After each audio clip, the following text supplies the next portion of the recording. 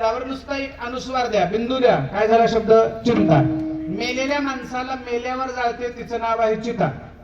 आणि जिवंत असणाऱ्या माणसाला जिवंतपणे जाळण्याचं काम करते, तिचं नाव आहे चिंता. बघा तुम्ही, एखाद्याच्या मुलीचं लग्न जमत नसेल, बाप रात्रभर झोपत नाही, जेवणाचं ताट पुढे आलं तरी खात नाही, माईला झोप येत नाही. आता बरोबर आहे, 10 वर्षापूर्वी मुलगी झाली की बापाचं दररोज छटाकाने जेवण कमी व्हायचं, छटाक वजन कमी व्हायचं. सारखा एकच विचार होता, 3 पोरी आहेत, 4 पोरी आहेत, 2 मुली आहेत, कसं होईल? पोरीचा बाप आहे, बरोबर आहे. अशी कोणाला चिंता होती? पोरीच्या बापाला. 10-20 वर्षापूर्वी कोरोना आला, पोरीच्या बापाची चिंताच गेली. पोरीच्या बापाला जेवढी चिंता आहे त्याच्यापेक्षा जास्त चिंता पोराच्या बापाला चिंता आहे. आणि पुन्हा सांगतो महाराज, काळ असतो, काळ बरं का, कुणाचाही काळ असतो, लक्षात ठेवा. काळ असतो, काळ कधी बदलल आणि कधी कुणाकडे फिरेल काही सांगता येत नाही. 20 वर्षापूर्वी पोराचे बाप असे तुंबलेल्या बैलासारखं चलत होते, राम सुद्धा करत नव्हते महाराज. त्याला वाटायचं पोरग इंजिनियर आहे, पोरग डॉक्टर आहे, 20 एकर जमीन आहे माझ्या पोराला. कोरोना आला, काळ बदलला, आता पोराचे बाप पोरीच्या बापाला बळच राम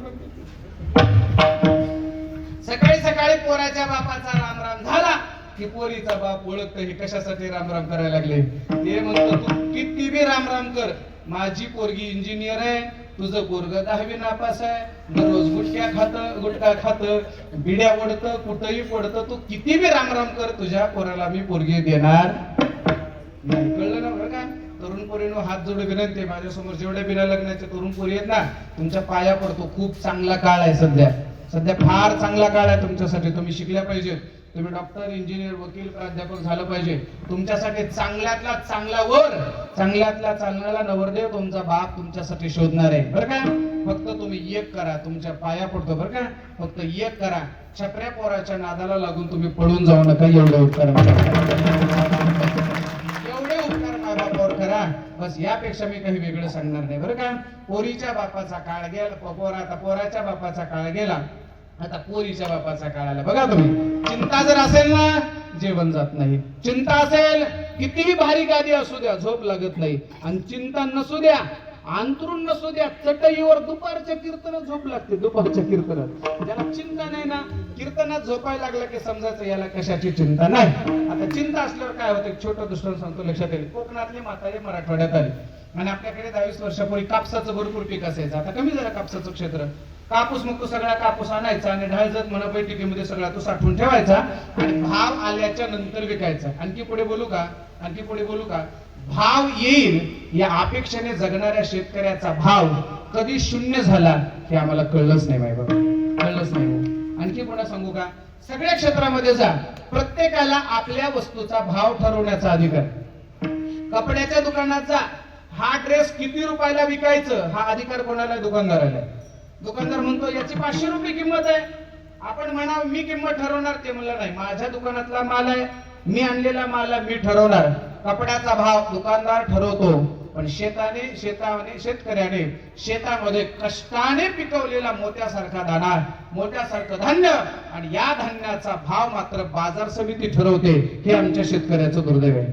ज्या दिवशी शेतकऱ्याने पिकवलेल्या मालाचा भाव शेतकरी ठरवायला लागते, त्या दिवशी माझ्या शेतकऱ्याला सोन्याचे दिवस आल्याशिवाय राहत नाहीत बाबा. आणखी पुढे सांगतो, जेव्हा शेतकऱ्याकडे पिकतं, काय कुठली शाळा आहे आणि कुठलं राजकारण आहे, कुठलं मोठं जाळ आहे, कशा पद्धतीने मॅनेजमेंट मला माहित आहे. शेतकऱ्याकडे सोयाबीन आलं की 4000 आणि शेतकऱ्याकडचं संपलं की गेलं 6000कडे, बरोबर का? असंच आहे ना. म्हणजे आपल्याकडे असलं की मातीमोल भावात विकायचं आणि आपल्याकडचं संपलं की मग मात्र त्याचा भाव वाढायचा. कोण राजकारण करतंय, काय करते, मला तिकडे जायचं नाही. चला असू द्या. कापसाचं पीक होतं, 10-5 बॅग कापूस होता, ते सगळा बॅग कापूस आणला तिने, ते ढाळजत रचला. कोकणातली म्हातारी मराठवाड्यात आली, तिला कोकणामध्ये भाताशिवाय साळीशिवाय दुसरं काही पीक नसते, बरोबर आहे. कोकणामध्ये काय पिकतं रे माहिती? कोकणामध्ये काय पिकतं माहित नाही. कोकण पाहिलं का तुला? कोकण पाकिस्तानात आहे का अफगाणिस्तानात माहित नाही का? कुठे आहे रे कोकण, कुठे आहे? हा बरं, मराठवाडा कुठे आहे? हा भारतात. बरं झालं एवढं तरी म्हणलं भारतात. कोकण प्रांतामध्ये गेलेली माणसं, तिकडे काय भाताशिवाय साडीशिवाय दुसरं काही पीक नाही. कोकणातल्या म्हातारीला हे कापूस सोयाबीन वगैरे काही माहित नव्हतं, तिला फक्त कापूस पीक माहिती. आणि तिला असं वाटायचं की कापसाचा उपयोग फक्त देवाला वाती करण्याकरता करतात, यापेक्षा दुसरा काही कापसाचा उपयोगच तिला माहित नव्हता.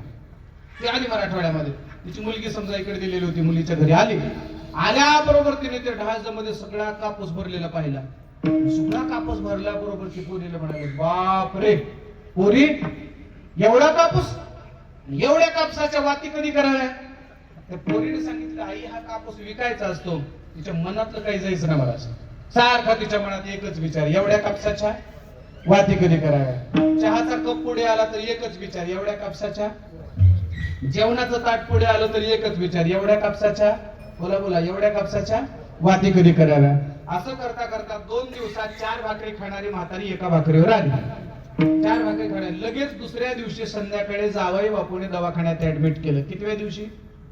कितव्या दिवशी? दुसऱ्या दिवशी. बरोबर आहे. सासू होती म्हणून दुसऱ्या दिवशी नाही कळलं. माय असते तर 8 दिवसात गेली नसते. चला, सासूबाईला दुसऱ्या दिवशी दवाखान्यात ऍडमिट केलं.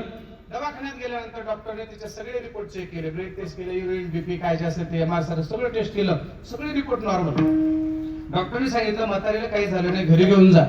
जावई बापूने सांगितलं, तुमची जेवढी फीस आहे त्याच्या दुप्पट देतो, पण म्हातारीला दवाखान्यात ठेवा. 2 दिवस झालं म्हातारी काही खात बी नाही, सारखा एकच विचार पडल्या पडल्या सुद्धा, एवढ्या कापसाच्या, हा ते विसरायच नाही का वाती, एवढ्या कापसाच्या वाती कधी कराव्या? सगळे परेशान, महाराज काय करावं काय करावं. असं एक छोटस लेकरू होतं. ते लेकरू त्या बाबाकडे आलं, बाबाला म्हणलं, बाबा, पप्पा, दादा काय जे असेल ते. बाबा म्हणलं, काय झालं? ते म्हणले, आजी आजारी. काय झालं आजीला? झालं तर काही नाही, म्हातारी तर नीट नाही. मला, मी आजीचा आजार घालवतो, मला दवाखान्यात घेऊन चला. आणि MD मेडिसिन सारखे डॉक्टर थकले, त्यांना आजार नीट होईना, तुझ्याच्याने काय होणार? मला घेऊन तर चला. बापाने पोराला दवाखान्यात नेलं. गेटला गेला बरोबर पोरग मला, बाबा तुम्ही इथंच थांबा.